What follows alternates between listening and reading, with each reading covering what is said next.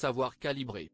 La calibration est un processus par lequel le communicateur efficace développe son acuité sensorielle, habileté fondamentale à toute communication efficace, surtout lorsque l'on sait que 93% de la communication est non verbale. Seulement 7% des mots nous servent à comprendre le message de notre interlocuteur, autant dire bien peu de choses. Donc, le véritable sens d'un message nous est fourni par la communication non verbale, 38% étant le résultat de notre comportement tonal, ton de la voix, timbre, tempo, volume, et 55% étant le résultat de notre comportement physiologique, posture, respiration, coloration de la peau, mouvement. Lorsqu'il y a incongruence entre les deux messages, c'est avant tout le message non verbal qui est reçu. La calibration consiste à repérer les indicateurs du comportement en observant finement dans tous les registres sensoriels vocaux les comportements conscients et inconscients de l'interlocuteur. Ces comportements révèlent son état interne. Ce que quelqu'un vit intérieurement à chaque instant se traduit extérieurement par un comportement dont on peut extraire les composantes verbales et non verbales.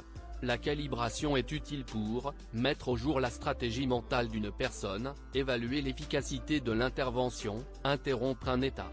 En calibrant le comportement extérieur d'une personne, vous pouvez reconnaître, discriminer, si c'est utile, les états internes dans lesquels elle se trouve à un moment donné, états qui traduisent son adaptation à l'environnement: gaieté, tristesse, concentration, doute, sécurité, certitude, anxiété, bonheur.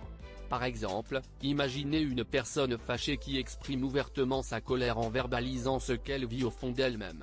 Non verbalement, elle offre à l'observateur des dizaines d'indicateurs comportementaux et micro-comportementaux à calibrer, des gestes brusques, vifs, l'index pointé vers l'interlocuteur, des mouvements d'aller-retour dans la pièce, un visage avec une peau blême, des narines battantes, une contraction des mâchoires, une bouche étroite, des lèvres pincées, des rides entre les sourcils froncés, des mouvements rapides des yeux, une respiration forte, sonore et courte.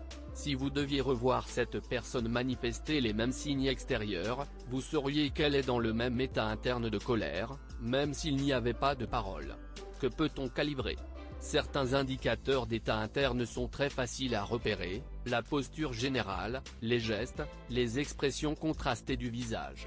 D'autres indicateurs sont plus subtils à distinguer: la coloration de la peau, les plis et les rides du visage, la brillance du regard, la taille des pupilles, les mouvements fins des sourcils, les positions et les mouvements des paupières, les mouvements des narines, la coloration, la taille et les mouvements des lèvres, la coloration et le mouvement du menton, les inclinaisons et les hochements de la tête, le débit et le volume de la voix, la profondeur et le rythme de la respiration, les mouvements involontaires de certains muscles des doigts, du visage, de veines superficielles.